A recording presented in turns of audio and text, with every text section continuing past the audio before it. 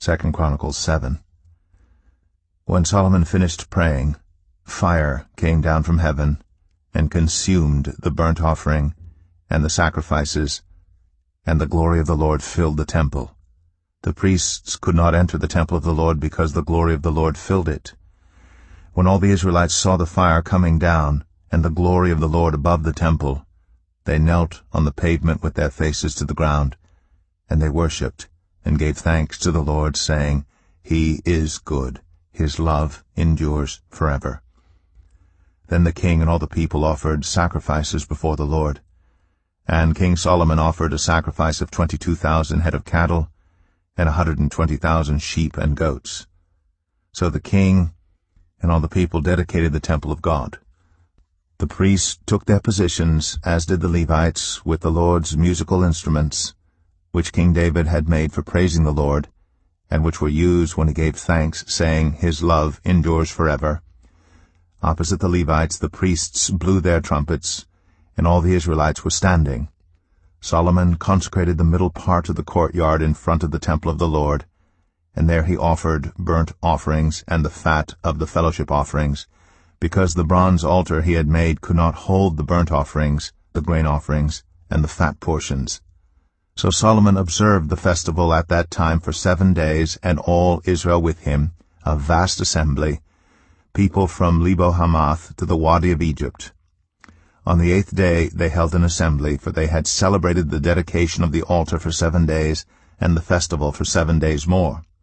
On the 23rd day of the 7th month he sent the people to their homes, joyful and glad in heart for the good things the Lord had done for David and Solomon, and for his people Israel.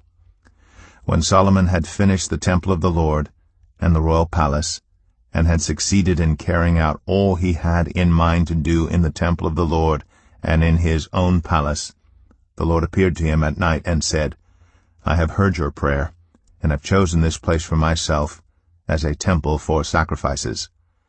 When I shut up the heavens so that there is no rain, or command locusts to devour the land, or send a plague among my people, if my people, who are called by my name, will humble themselves and pray and seek my face and turn from their wicked ways, then I will hear from heaven, and I will forgive their sin and will heal their land.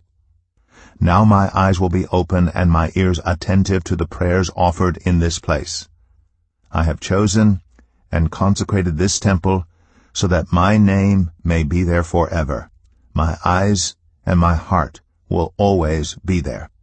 As for you, if you walk before me faithfully, as David your father did, and do all I command, and observe my decrees and laws, I will establish your royal throne, as I covenanted with David your father when I said, You shall never fail to have a successor to rule over Israel.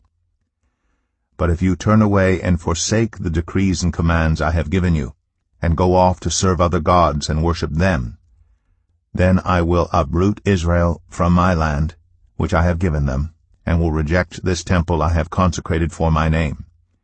I will make it a byword and an object of ridicule among all peoples. This temple will become a heap of rubble. All who pass by will be appalled and say, Why has the Lord done such a thing to this land and to this temple?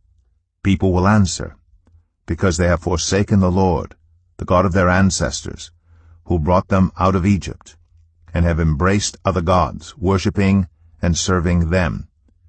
That is why he brought all this disaster on them.